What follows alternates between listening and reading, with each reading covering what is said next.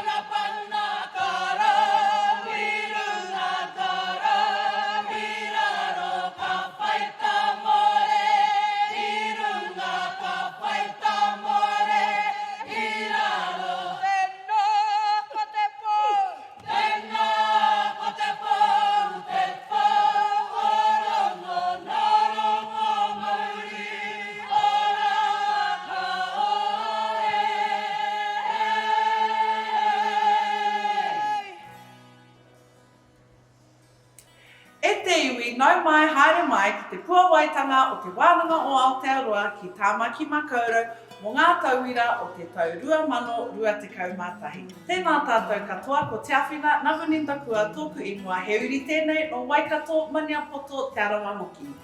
He kaya kua hau mo te wānanga o Aotearoa I roto I te Ara Reo Māori. Kia ora, my name is Te Awhina Namuninda Kua. I am from the Waikato, Maniapoto and Te Aroa area, and I am a kayako for Te Ara Reo Māori within Te Wānanga o Aotearoa. And I will be your host for the ceremony. Te Wānanga o Aotearoa firmly believes in celebrating tauira success and achievement. During these times, we move to online graduation ceremonies for the health and well-being of our kaimahi, tauira and families. We celebrate the success of tauira that are graduating with their tuhu for Te Ara Reo Māori He Pika Pao Level 1 and 2. Before we move into presentations and acknowledge our graduates today, we have a special guest that would like to share a few words with you. E te whānau, it is my pleasure to introduce you all to our Kai Whakatere, Chief Executive of Te Wānanga o Aotearoa, Nepia Winiata, to formally welcome you. He mihi tēnei kia koutou, ngā ahonga kua tai atu ki te tihi o te maunga mātauranga. Ka mau te wehi kia koutou. One of the things I love most about working for Te Wānanga o Aotearoa is our graduation ceremonies, where we get to celebrate your success alongside your whānau and friends, even in a virtual environment like today. We are saddened that we can't celebrate in person, but we are doing whatever we can to contribute to this continued safety of our communities across the motu. Graduation is a special occasion and something you should take immense pride in. You've worked hard and deserve to celebrate your achievement, particularly with the challenges you've faced in the last year. Graduation is also a time to reflect on the work that you have done, acknowledge those who have helped and supported you along the way, and to consider how you will use your skills to build a better future for you, your whānau, and your communities. At Te Wānanga o Aotearoa, we consider the dedication and aroha shown by our kayako to be a key factor that sets us apart from other education providers, and I acknowledge their work today. Your success is their success. Ka nui te mihi ki tēnā ki tēnā koutou. We also believe in our vision of whānau transformation through education, and today you make that vision a reality. Our tauira are at the centre of everything we do, and even though for some of you, your journey with us ends today, you will always be part of Te Wānanga o Aotearoa whānau. Your success today will create opportunities for more learning, and I encourage you to embrace those with open arms. We have loved having you study with us and encourage you to consider other learning opportunities that we provide, either for yourself or for others. Help spread the word. Again, I congratulate you on your success and acknowledge the faith you have shown in Te Wānanga o Aotearoa. Ka mutu no iho aku kōrero mo tēnei wā ki o koutou, tēnā koutou, kia ora mai tātou katoa.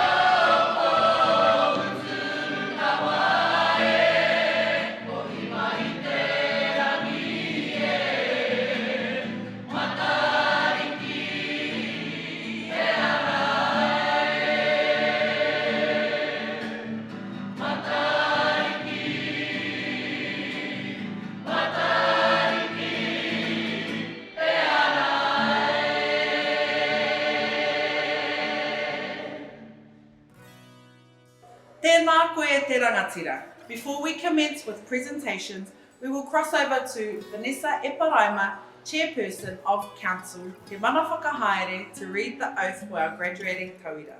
Papa ki kawana ngā tai o aroha, rere nei te au o whakamanawa i te moana nui o te ngākau, ki tēnā tai whanga, ki tēnā koanga wai, ki a koutou e ngā maunga whakahi, e ngā awa whakatere taniwha, tēnā ra koutou katoa.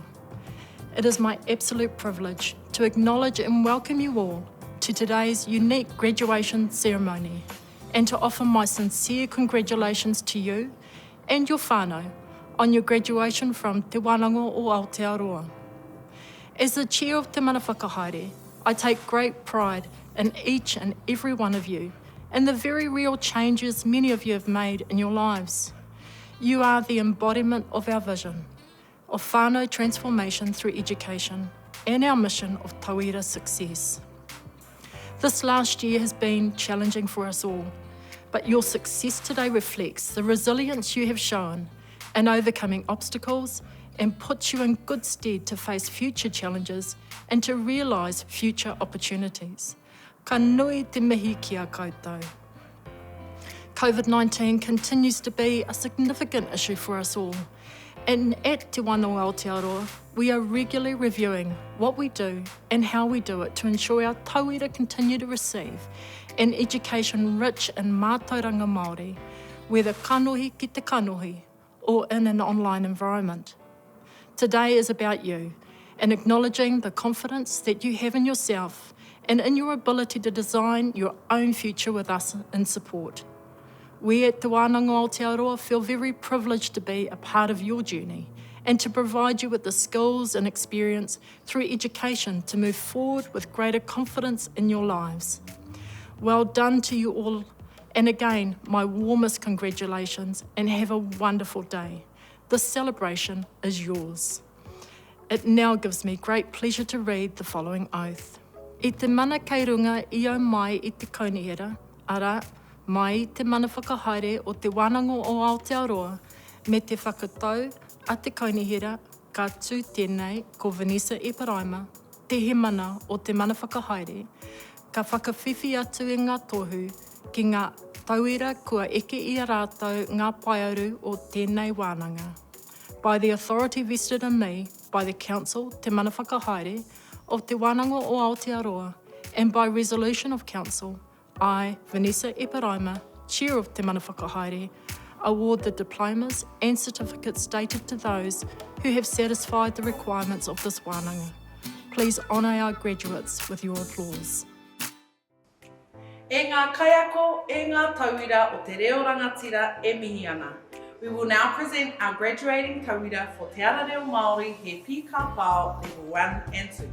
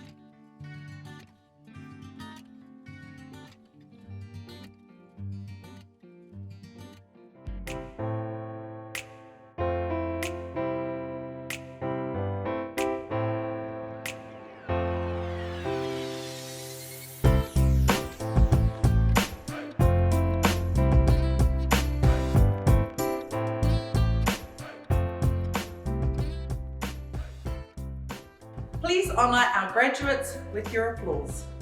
That concludes our presentations for this session. We would like to acknowledge the success of these graduates and the efforts made to achieve tauira success during a year that was heavily impacted by COVID-19. We wish you the best in your endeavours. Thank you for joining us today. Mā te wā. Kia tātou katoa, te atawhai o tō tātou ariki a ihu karaiti, me te aroha o te atua, me te whiwhinga tahitanga ki te wairua tapu, ake, āmeni.